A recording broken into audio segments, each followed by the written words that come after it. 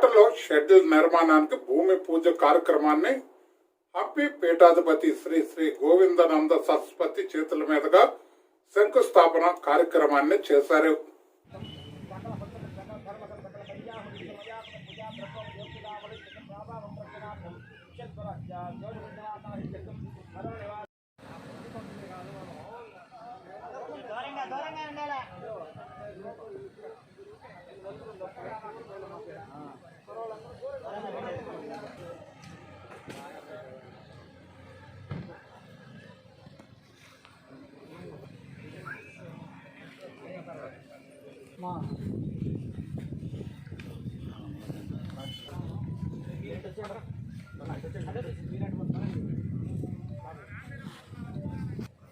మళ్ళీ మాట్లాడతాం.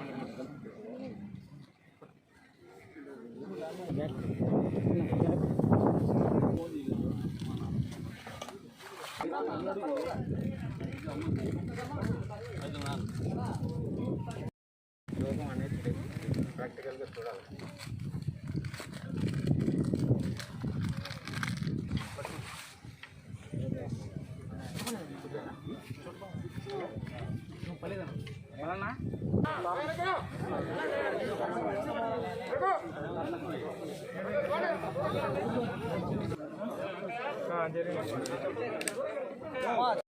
स्वामिन् सर्वजगन्नाथ यावत् पूजावसानः तावत् रम्प्रीति भावेन हरिद्रा बिम्बेऽस्मिन् सन्निधिं कुरु शुभमुहूर्तमस्तु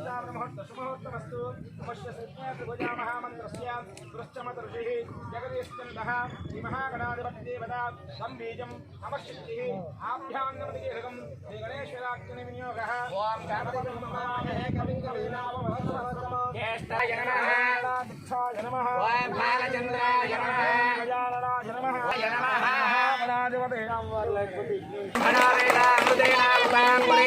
तस्मै ब्रह्मज ब्रह्माज आयुक्कीर्तिं प्रजां ददुः तस्मै ब्रह्मज ब्रह्माज आयुक्कीर्तिं प्रजां ददुः. పెంచిన పెట్రోల్ డీజిల్ ధరలు తగ్గించాలని కోరుతూ గాజువాక సిపిఐ ఆధ్వర్యంలో బీసీ రోడ్డు కాకతీయ కోడలి పెట్రోల్ బంకు వద్ద ధర్నా నిర్వహించారు. ఈ సందర్భంగా సిపిఐ గాజువాక కార్యదర్శి కసిరెడ్డి సత్యనారాయణ మాట్లాడుతూ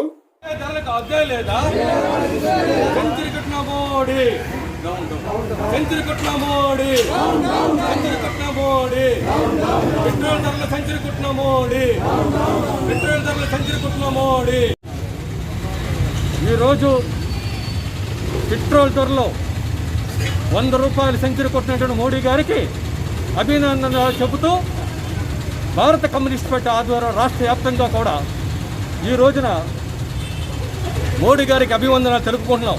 ఎందుకంటే మోడీ గారు 7 సంవత్సరాల పరిపాలనలో ఈ దేశ ప్రజలందరూ కూడా ఒక వెలుగును చూడొచ్చు. ఆయనలోనూ ఒక మంచి సాంప్రదాయాన్ని తీసుకొస్తున్నాడు. హిందూ సాంప్రదాయాన్ని, ఆర్ఎస్ఎస్ సాంప్రదాయాన్ని ఇతను నమ్మొచ్చని ఓట్లేశారు. ఆ ఓట్లేసినట్టు 7 సంవత్సరాల్లోనే మనం ఈ రోజున చూస్తూ ఉన్నాం. ఒక పక్క నుంచి కరోనా మహమ్మారి దేశ ప్రజలను హింసిస్తూ ఉంటే దాని గురించి పట్టించుకోలేని మోడీ, వ్యాక్సిన్స్ల విషయంలోనూ పట్టించుకోలేని మోడీ, ఈ దేశ ప్రజలు కొన్ని లక్షల మంది చనిపోతూ ఉంటే ఈరోజు గంగానదిలో, పవిత్రమైన గంగానదిలో పారేస్తూ ఉంటే ఎవరు కూడా ఈ రోజున యూపీలో కానీ, యూపీ ప్రభుత్వం కానీ, ఢిల్లీ ప్రభుత్వం కానీ, పంజాబ్ కానీ, అలాగే బీహార్ కానీ, ఇతర బీజేపీ పరిపాలించినటువంటి ఏదైతే హిందువులు నమ్ముకొని, ఏదైతే భారతదేశంలో నుండి సాంప్రదాయం నమ్ముకొని, ఒక ప్రకృతి సాంప్రదాయం నమ్ముకునేటువంటి వ్యక్తులందరినీ కూడా ఈరోజు బలిపశువులను చేస్తుంది బీజేపీ ప్రభుత్వం. వారికి కావాల్సింది ఓట్లు, ఎలక్షన్స్లో పెట్టినటువంటి బుర్ర ఈ రోజున వ్యాక్సిన్స్ పెట్టలేదు. అదే కాకుండా పెట్రోల్ ధరలు ఈ రోజున అగ్ని మంటల్లాగా మండిపోతూ ఉంటే క్రూడ్ ఆయిల్ చూస్తూ పక్క నుంచి ధరలు తగ్గుతూ ఉన్నాయి. మనం చెప్తూ ఉన్నాం విశ్వగురువు మహావిష్ణు అని. విశ్వగురు మహావిష్ణు అనేటువంటి విష్ణు పూజించేటువంటి హిందూ సాంప్రదాయస్తులు అందరూ కూడా ప్రపంచంలోనే క్రూడ్ ఆయిల్ తగ్గింది. ఆ క్రూడ్ ఆయిల్ తగ్గితే విశ్వస్వరూపం చెప్తున్న కృష్ణ భక్తులందరూ కూడా అక్కడ రేటు తగ్గింది.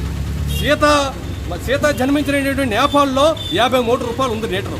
పక్కన రవణాసుడు పరిపాలించినటువంటి రాజ్యంలో శ్రీలంకలో 63 రూపాయలు ఉంది. బంగ్లాదేశ్లో రేటు తగ్గింది, 60 రూపాయలు 70 రూపాయలు ఉంది. పాకిస్తాన్లో 70 రూపాయలు ఉంది. మన దేశంలో చూస్తే 100 రూపాయలకు పెరుగుతూ ఉంది. అంటే చుట్టుపక్కల ఉన్నటువంటి ప్రధానమంత్రులు, ప్రెసిడెంట్లు, పక్కన ఉన్నటువంటి దేశాలన్నింటిలో కూడా రేట్లు తగ్గుతుంటే రామరాజ్యంలో ఇక్కడ మాత్రం 100 రూపాయలు అమ్ముతూ ఉంది. అంటే ఈ రాజ్యానికి సంబంధించిన ఫాసిస్ట్ విధానాలు అవలంబించిన మోడీ గారిని మనం దీన్ని పెట్టి అభినందించాలనేటువంటి దృక్పథంతో ఈ రోజున ఈ కార్యక్రమం పెట్టాం. అభినందన ఎందుకు చేస్తున్నామంటే సెంచరీ కొట్టినటువంటి ఈ దేశం కదా, ప్రపంచంలోనే ఈ పెట్రోల్ ధరలో ఇంత సెంచరీ కొట్టిన మహానీయుడు ఎవరైనా ఉన్నారంటే అది మోడీ గారే. రాష్ట్ర ప్రభుత్వం ఎంతో ప్రతిష్టాత్మకంగా పేదల ఇల్లు నిర్మాణం కోసం సిద్ధం చేసిన కొత్తగా ఊళ్ళను సృష్టిస్తాయి అన్న ముఖ్యమంత్రి వైఎస్ జగన్మోహన్ రెడ్డి మాటలు నిజమవుతున్నాయని, ఇవి ఇల్లు కాదు ఊళ్ళేనని రాజమండ్రి రూరల్ కోఆర్డినేటర్ శ్రీ చందన్ నాగేశ్వరరావు అన్నారు.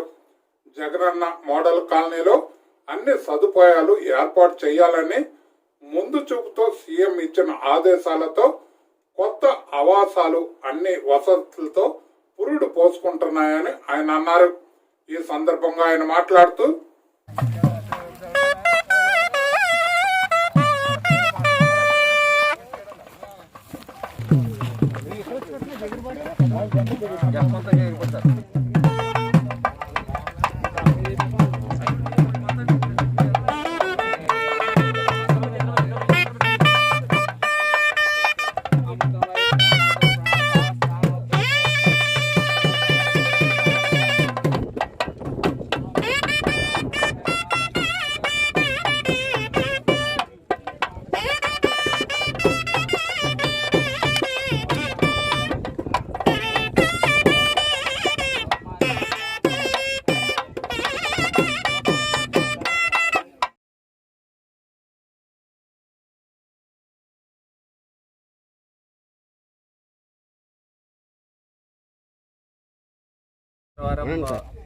రూరల్ కాన్స్టిట్యున్సీలో జేగురుపాడు గ్రామంలో ఇక్కడ ఏదైతే ఒక 48 గంటల్లో ఒక హౌస్ కూడా నిర్మించడం జరిగింది.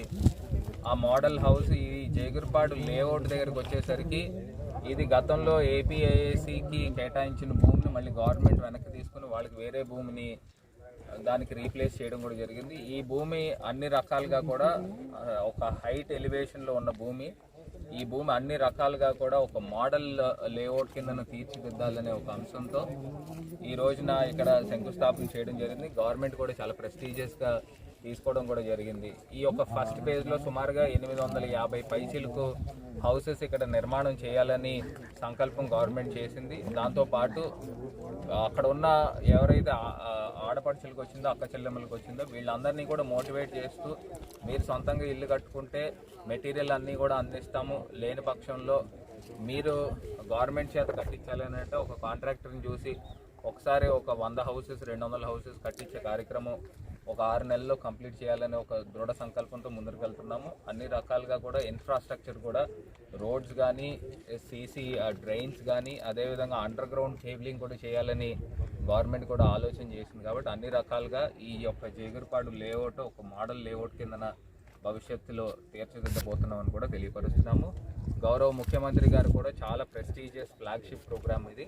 ఈ ప్రోగ్రామ్ని 100% సక్సెస్ చేయడం కూడా మా వంతు బాధ్యతగా ముందుకు వెళ్ళబోతుంది.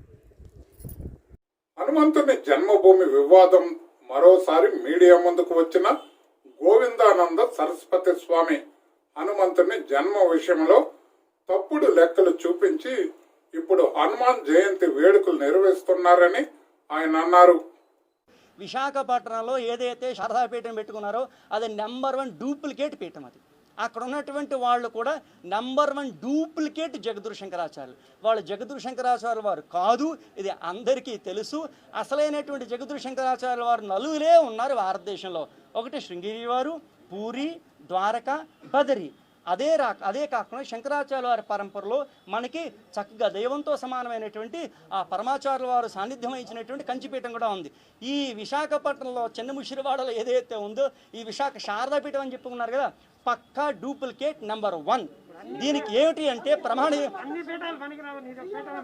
మాకు మేము విడి సన్యాసం పీఠాధిపతులుగా మేము పీఠాధిపతులు కాదు మేము, విడి సన్యాసులమే, మా గురువుగారు పీఠాధిపతులు. ఈ ఒకసారి ఇంకా చెప్పాలంటే వాళ్ళని అడగండి. ఇంతేకాదు అందరు పండితులకి తెలుసు. కానీ ఈ రాజకీయ నాయకుల యొక్క, ఈ అధికారుల యొక్క ప్రలోభాలకి లోబడిపోయి ఇటువంటి కార్యక్రమాలన్నీ అవుతున్నాయి. ఇప్పుడు స్పష్టంగా చెప్తున్నాం. ఎందుకంటే ఈ విశాఖలో ఉన్నటువంటి ఆ స్వామివారు సన్యాసిగా ఉండండి. జగద్గురువులు మేము శంకరాచార్యులు అంటే మట్టుకి దక్షిణ భారతదేశంలో సామాన్యంగా వదిలేస్తారు పాపం సన్యాసులు అని చెప్పేసి. ఉత్తర భారతదేశంలో మిగతా చోట్ల అలా కాదు. ఇంకో సంగతి ఏమిటి, ఇంకా మీకు అందరికీ తెలియని విషయం, ఇప్పటివరకు మేము కూడా వదిలేసాం. సరే వీళ్ళు ఏమిటి ఇలా సరే ఉండని సన్యాసులు కదా వదిలేసాం. కానీ ఇంకా ఎక్కువైపోతున్నప్పుడు అసలు ఒక స్టోరీ చెప్తాం మేము. ఈ విశాఖలో ఉన్నటువంటి ఈ స్వరూపానందేంద్ర సరస్వతి స్వామి వారు ఒకసారి కాశీలో వచ్చి పెద్ద బ్యానర్ పెట్టి జగద్గురు శంకరాచార్య అని చెప్పేసి చాతుర్మాసం చేస్తున్న సమయంలో మా గురువు గారు కలకత్తా నుంచి పంపారు. ఒరే ఏమిట్రా దక్షిణ భారతదేశం ఎవరో వచ్చి శంకరాచార్య అంటున్నాడు, శృంగేరి వారు కదా వీడవడని చెప్పేసి చూడమని చెప్పేసి అప్పుడు మేము కాశీ వెళ్ళాం. కాశీలో విద్వత్ పరిషత్తులో ఉన్నటువంటి 3 సభ్యులను తీసుకొని కాశీలో వీళ్ళ బిల్డింగ్ దగ్గరికి వెళ్ళి మేము మాట్లాడుతూ ఉంటే అప్పుడు మేము ప్రశ్నలు అడిగాం. అసలు మీ యోగ పట్ట ఎవరు, మీరు ఎక్కడి నుంచి సన్యాసం తీసుకున్నారు, మీరు విశాఖపట్నం వెళ్ళక ముందరగా పీఠం ఉన్నదా, కొత్త సైట్లో కొని మీరు పెట్టారు, అసలు మీ పరంపర ఎవరు. ఈయన ఇంకా ఏం చెప్తారో తెలుసా, కర్ణాటకలో హొళే నరసీపురం దగ్గర పీఠం ఉందిట. ఆ పీఠం దగ్గర వీళ్ళు సన్యాసం తీసుకున్నారట. అది శంకరాచార్యుల వారు స్థాపించారట. ఇలాంటి అబద్ధాలు చెప్తున్నారు కాబట్టి ఇంత దౌర్భాగ్యమైన స్థితి వస్తుంది. కర్ణాటకలో శృంగేరి పీఠం, హొళే నరసీపురం అనేటువంటిది మాకు చాలా బాగా తెలుసు. హొళే నరసీపురం అనేటువంటి ఆధ్యాత్మిక కార్యాలయం, అక్కడ ఎటువంటి పీఠం లేదు, మొత్తం డూప్లికేట్ నెంబర్ 1. కావస్తే ప్రూవ్ చేసుకోమని, ప్రూవ్ చేసుకోవడం ఏం లేదు. విశాఖ శారదా పీఠం అనేటువంటిది డూప్లికేట్ పీఠం. ఆయన జగద్గురు శంకరాచార్య కాదు. ఈ తిరుమల తిరుపతికి వస్తే పండితుల యొక్క దుఃఖం ఏమిటంటే వాళ్ళకి తెలుసు శృంగేరి వారిని చెప్పేసి. ఇక్కడ వీళ్ళు కాకపోయినా సరే ఈ పండితులకి వాళ్ళు నమస్కారం చేయాల్సి వస్తుంది, లేకపోతే అధికారులు సస్పెండ్ చేస్తారు. ఇప్పుడు కూడా అదే అయింది. ఈ హనుమత్ జన్మభూమి విషయంలో అధికారులకు భయపడి పండితులు బలైపోతున్నారు. సీఎం మద్దతు ఉంటే అయిపోతాడా? సీఎం మద్దతు ఉంటే ప్రైమ్ మినిస్టర్ చేసేమని సీఎం ఎవరు గుర్తించడానికి?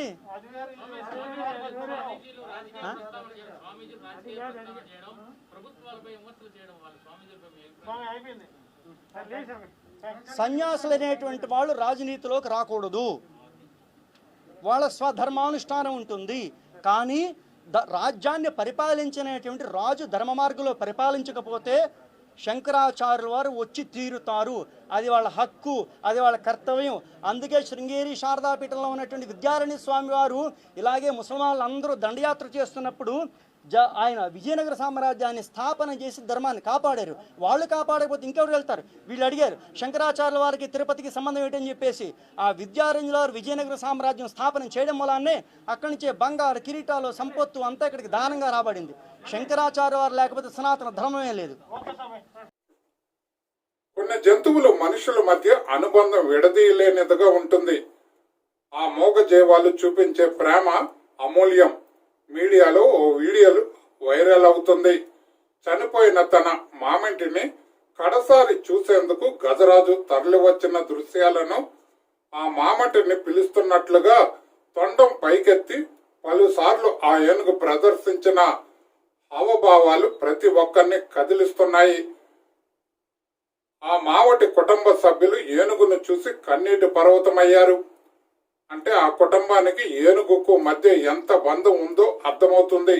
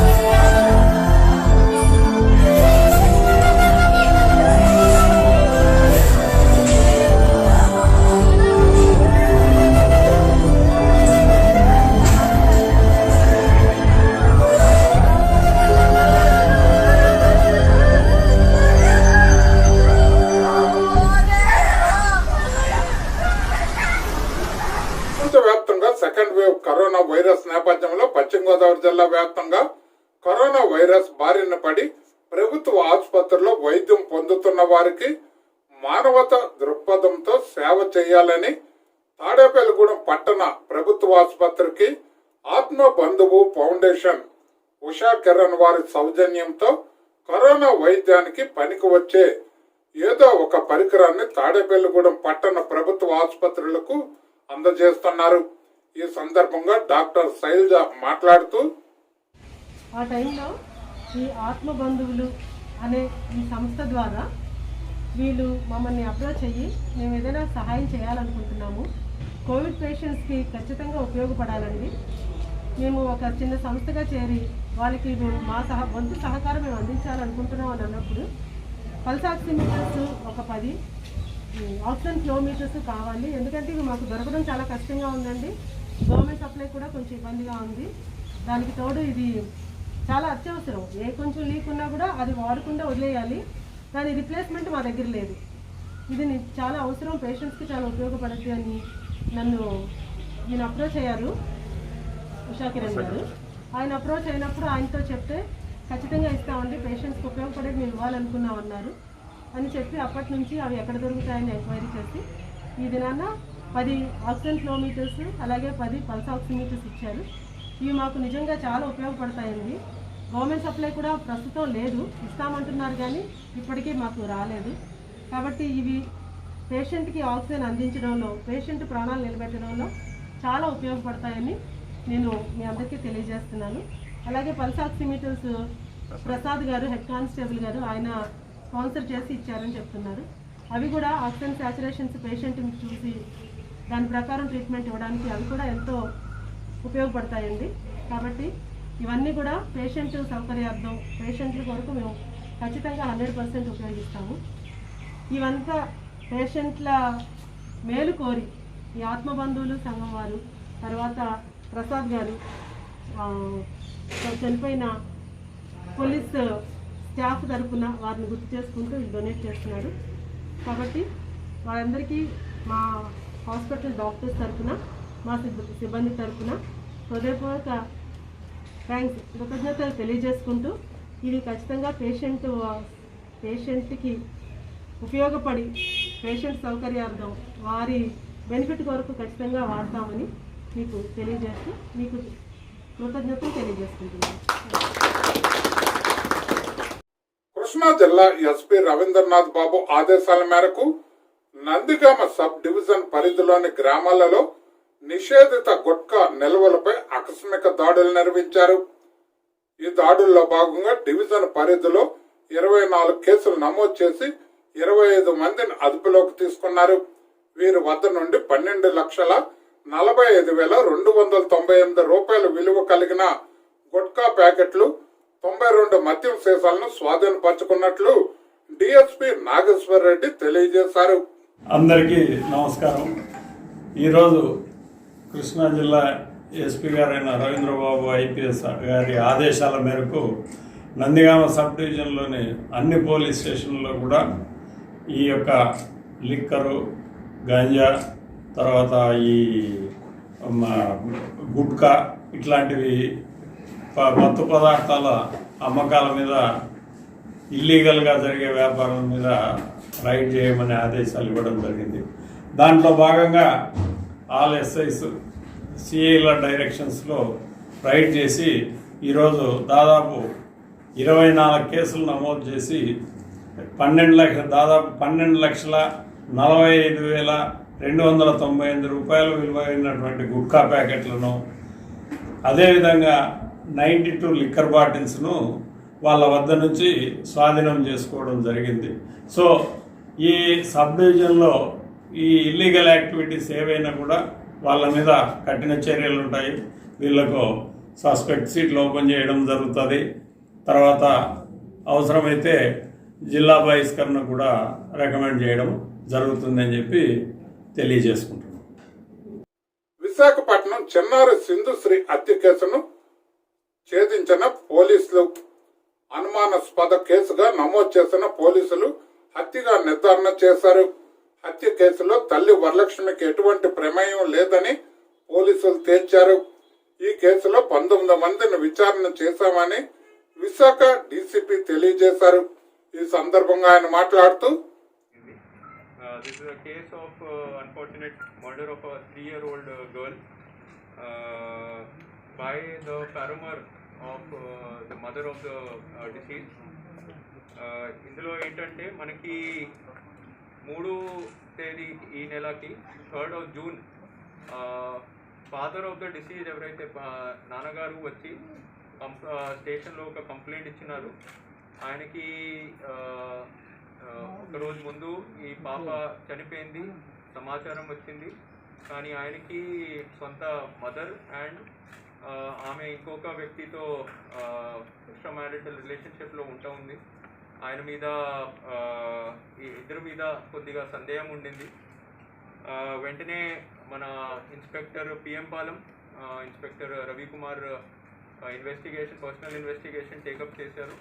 కేసు 174 సిఆర్పిసి కింద నమోదు చేయడం జరిగింది, suspicious death.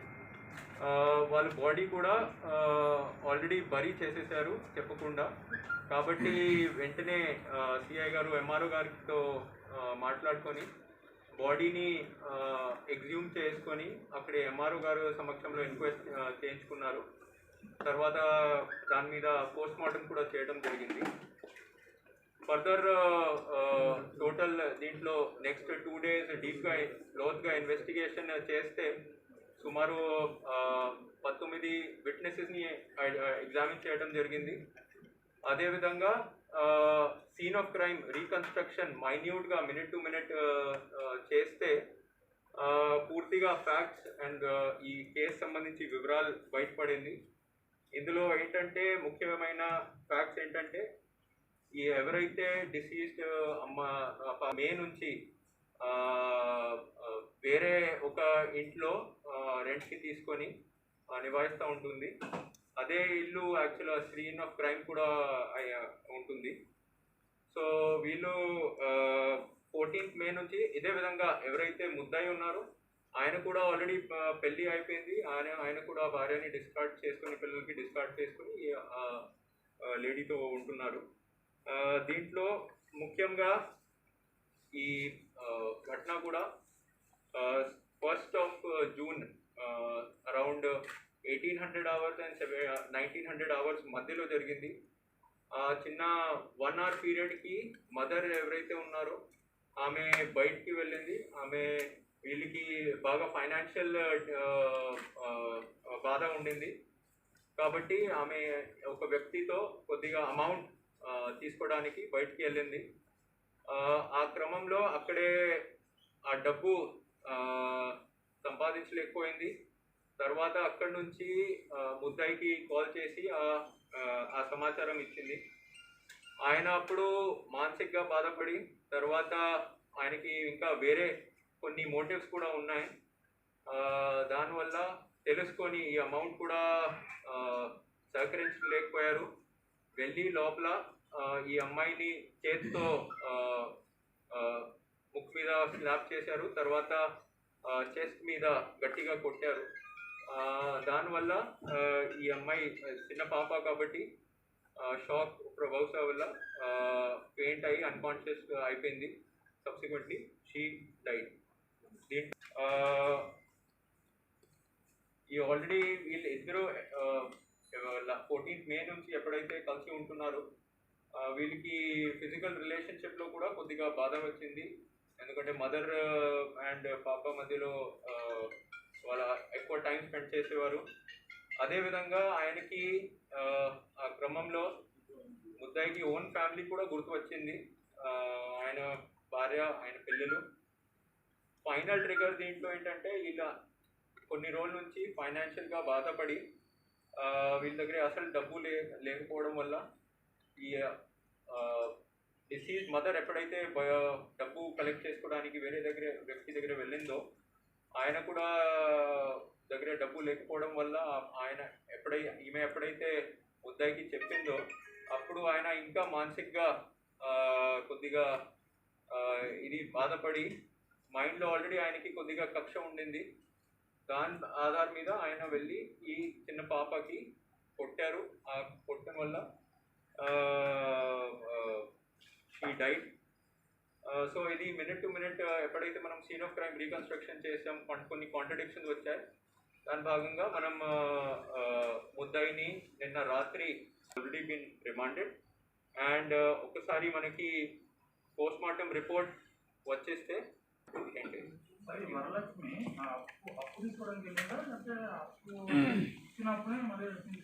She had some money which was due to her.